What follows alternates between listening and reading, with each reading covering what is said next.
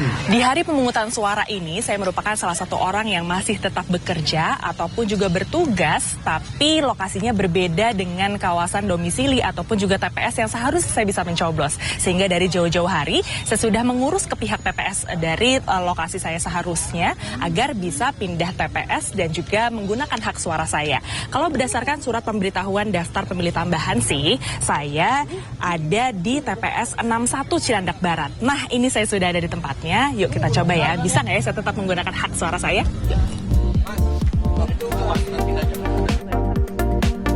Sesampainya di TPS tujuan, saya mengantre untuk mendaftar.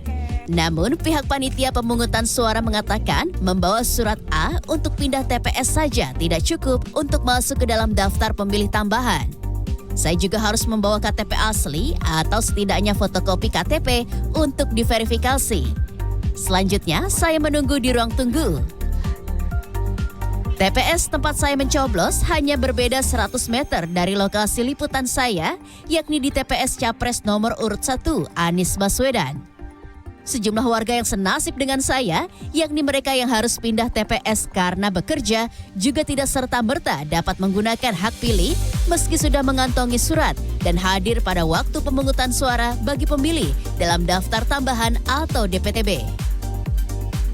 Emang gak pengen golput ya, jadi harus gunakan suara kita, harus gunakan vote kita karena ini akan bergantung kepada masa depan Indonesia 5 tahun ke depan. Pemimpin yang kita pilih hari ini ada beruntungan hidup kita dan hidup semua orang nih 5 tahun ke depan. Jadi harus milih.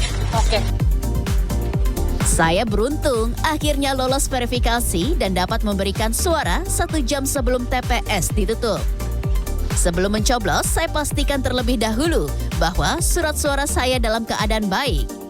Nah, sesuai dengan peraturan KPU pula, karena domisili saya, baik kota maupun provinsinya berbeda dengan lokasi saya bekerja, maka saya hanya diperkenankan untuk menerima 1 surat suara. Meskipun hanya dapat menggunakan hak suara saya untuk memilih presiden dan juga wakil presiden, saya tetap tidak kecewa karena yang penting adalah saya tetap bisa menggunakan hak suara saya dalam pesta demokrasi 5 tahunan, yakni pada tahun 2024 ini. Larissa Radia, Kurnia Yuniarwan, Jakarta.